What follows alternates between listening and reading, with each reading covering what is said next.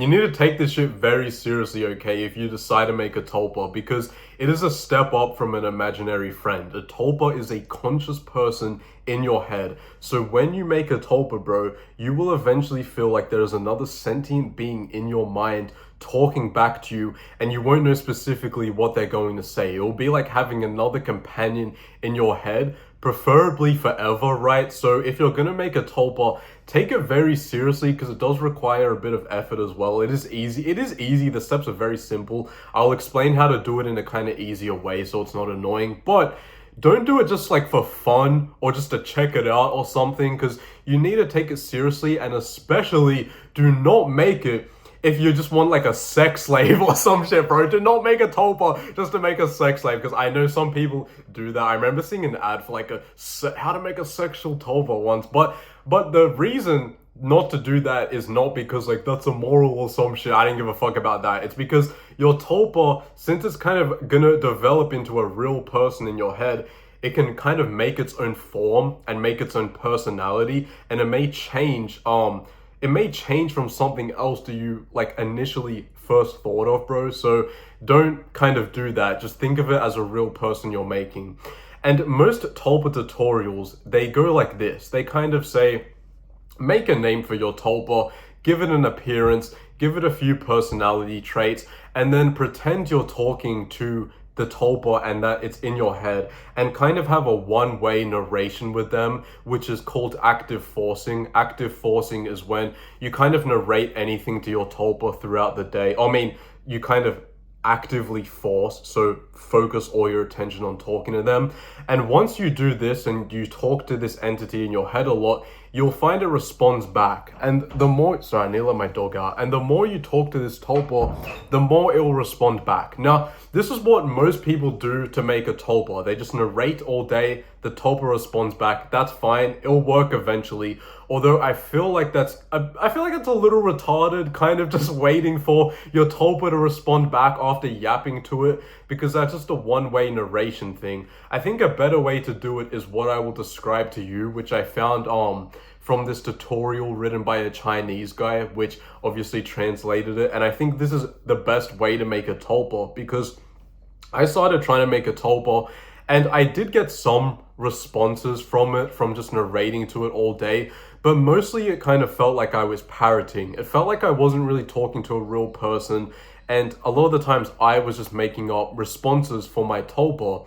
But following these steps, which I'll give to you, and that really simple, although it did take a little more conscious effort, it was actually more fun to make the tulpa. And I feel like it took much less time to get my tulpa being sentient and replying to me by itself. So now I feel like my tulpa is a real person in my head talking to me, and it gets better and better every day. So it's really cool. And the first steps are the same, right? Make a name for your tulpa, obviously. Give it a few personality traits if you want. This step isn't really like essential, but it's probably better to do it. Now, you don't need to go too in depth with this. Of course, everyone's creation process for a tulpa will be different. You can just write down they're fucking charming or they're funny or something. I don't know, whatever traits you want. Also give them an appearance. Once again, you don't have to. Like, some people will just make their tulpa look like an orb or some shit. But I do think it's good to give your tulpa an appearance of anything you want. A person, an animal, a TV show character, literally anything. Because if you don't give your tulpa an appearance and you let it form by itself, I feel like eventually it will just form into something you wanted anyways deep down, because this is your own brain, right? This is not like some supernatural entity you're fucking summoning or some shit. This is a part of your brain. So I would recommend giving your tulpa an appearance. And now you want to do what I talked about before and start talking to your tulpa, except there's a key difference here. So I want you to get into like a relaxed state where you're kind of allowing your thoughts to kind of flow on their own. You have a lot of fleeting, fragmented thoughts. Get into this relaxed, deep state and start talking to your tulpa that you just came up with the appearance and name of, as if there's someone in your head. You kind of need to suspend your disbelief for this. Eventually, I mean, like at first you'll kind of feel a bit retarded, right? Depending on how delusional you are, because it's like, you're just talking to yourself. That's kind of retarded, but it's kind of like making a book character in that writers have this thing where they write a lot and then eventually their character will kind of start acting on its own, and it'll be like they don't have to really think about what their book character is going to say. It will start talking by itself and they just observe and write the character, blah, blah, blah. You'll see what I mean. But get into this relaxed state and start talking to your tulpa about anything. It can be literally anything. It can be the randomest thing ever, or you can just be talking about your day or ask it a question. What did you think about this Instagram reel, bro? Like, it can be literally anything. After you do this, pause for like a few seconds and listen in those fleeting, fragmented thoughts your brain is making. Listen for any signal that could be attributed to your tulpa, right? And when I say listen for a response from your tulpa, I don't mean in real life, like listening in a crowd to hear someone, right? I more mean passively observing your thoughts. And once you get a little small signal, even if you think like you imagine this signal, right, you need to suspend your disbelief. Always assume it's your tulpa unless proven otherwise, right? Okay? When you get any little signal, acknowledge that it was your tulpa. Say, yep, that was my tulpa, whatever its name is, and then just acknowledge it. And that's the first step. And this is kind of called sovereign authentication. You're acknowledging now there is another entity in your brain that is making signals. And once you've acknowledged this, you want to kind of nurture your tulpa's response and help it make more kind of complex sentences. So say I'm asking my tulpa about something I saw on my phone, or I'm talking to it about my day or whatever, and then I pause and I'm listening for anything in my thoughts, which you're kind of filtering your thoughts to get something from your tulpa. When you capture that signal, you want to help make it into something more complex. So then think about what your tulpa would say once it encounters this thing you just said to it, and kind of provide it feedback as you're doing this. What I mean by this is, think about your tulpa, think about what it would say, and be like, tulpa, I think you would say this, or whatever your tulpa's name is. I think this is how you would respond to this. And then at the same time, imagine your tulpa responding to what you just said. And this kind of sounds like retarded, like I said. It kind of sounds like you may just be talking by yourself or talking to yourself. But what you're doing here is you're getting into the habit of addressing another entity in your head. That's the thing where you're like, hey, I think you would say this and respond like this. And also the visualization thing of visualizing how your tulpa would respond. It's kind of like training an AI model, right? If you're training an AI model on lots of writing, hear me out, and you feed it lots of writing of like a specific author, at first, the AI will only know the training data you fed it. And in this case, the training data is you kind of helping your tulpa and telling it what it would respond like, right?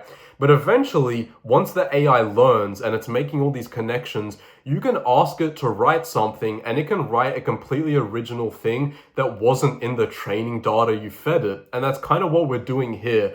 Eventually, once you keep talking to your tulpa, capturing these small signals, it will get quicker and quicker and quicker until you're not putting in as much conscious effort into this. And eventually your tulpa will seem to respond by itself, and it will seem to act by itself and talk to you. And eventually you won't even know what it's going to say, and it can give you completely original responses. So that's what we're doing here, right?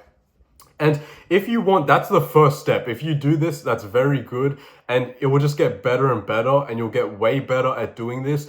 If you also, I should say, if you hear no signal at all, which is a common thing, do not be discouraged if you hear literally nothing. If that happens, you can also try forcing growth then. And by forcing growth, you need to start kind of conceiving an answer for your tulpa. Think about, what would it say here if you hear no signal at all? What would it say to what I just said? How would it respond to that question? And once you do this, if you want to work up to more complex and longer sentences, I hope this makes sense, bro. Think about the beginning of the answer. Because like eventually you will work up to longer sentences, but you'll kind of be concerned because your tulpa will only be able to kind of say short things, right? And every time you give it a more complex question, it will seem like it freezes maybe or goes silent. That's just because your brain is, of course, not used to thinking as another personality. It's only used to thinking as your personality and your kind of main consciousness. So to help your tulpa form complex sentences without completely parroting it and kind of just talking to yourself with your main consciousness, you want to conceive the beginning of the answer. Think about what your tulpa would say at first, and then let go of the reins, if that makes sense. Get into a relaxed state, kind of get into a state between active writing and passive listening, if that makes sense, and allow your brain in the background to kind of make its own response. Of course, this is after you're able to get like shorter responses out of your tulpa. And you want to kind of let your brain do its thing. And if you kind of feel your brain is starting to do incoherent rambling and shit like that, pick up the reins again and help your tulpa along. And once again, be like, hey, I think you were trying to say this, and help it. Then let go again, get into that relaxed state and kind of let your brain generate the response by itself. And eventually, bro, once you start doing this a lot, your brain will just get used to thinking and like this different personality. So this kind of does sound a little more complex, but it's actually very easy. It does sound more complex than just narrating to your tulpa all day and letting it kind of just talk whenever it wants. But this is kind of forcing growth a bit, which I think is actually much better. And once you kind of start getting signals in your brain and kind of these thoughts that are you, but not you, and have this kind of otherness to them, that's when you're making progress on your tulpa, okay? That's when you're making very good progress on your tulpa.